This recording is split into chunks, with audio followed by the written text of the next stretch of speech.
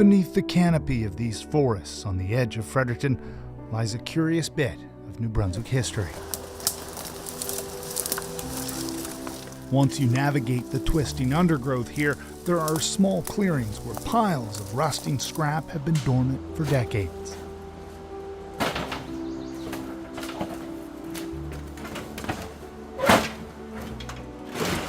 Junk piles like this aren't uncommon in New Brunswick's woods, often made up of garbage and scrap from old farmsteads. But for collectors like Robin McQueen, this abandoned site is a dream come true.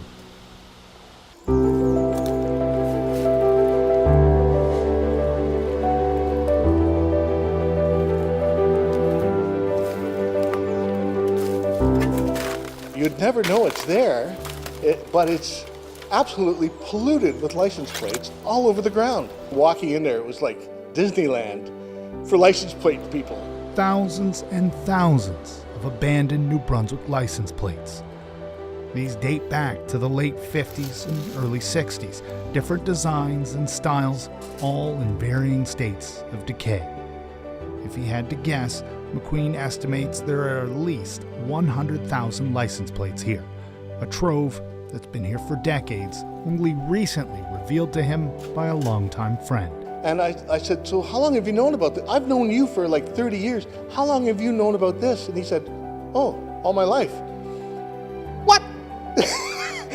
McQueen has come here a few times this year. There's just so many different designs from years past, with different plates designating heavy trucks, taxis, tractors, and motorcycles. Many are still piled in the sequence they were produced, still paired together, separated by decaying strips of wax paper. Here's two that have never been separated. For the first time, they've come apart. Some are in decent enough shape that McQueen has taken them home to clean them up and display for his own collection. Others, though, fall apart upon touch, victims of rust, exposure, and time. But they're so numerous, we couldn't reach the bottom of some of these piles.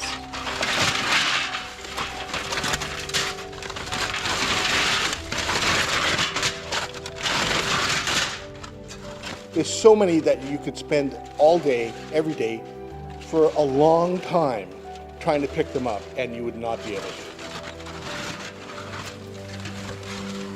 But what's also curious is the rusting carcasses of several government vehicles here as well. But as odd as the entire site is, it's apparently not uncommon if you know where to look. It's not rare.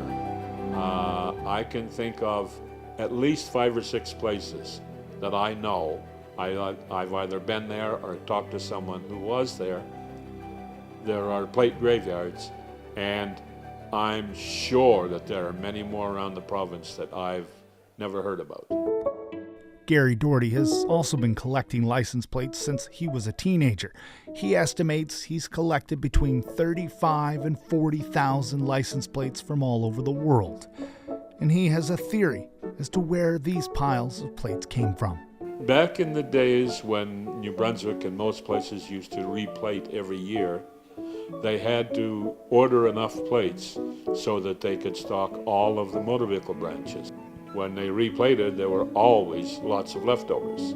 When that happens, somebody takes a half-ton truckload of boxes of plates out in the middle of the woods where nobody will see them and dumps them. It's a theory that Jeff Carr, MLA for the area, can get behind. Well, I'm not surprised that there's scrap in the woods. Oftentimes back in the day, in rural New Brunswick, old homesteads had their own piles of scrap, but to hear that there's thousands and thousands of provincial license plates stockpiled in the woods is a little bit surprising. From a government perspective, this is the first time I've ever heard of government material being in the woods on a farm, dumped like that.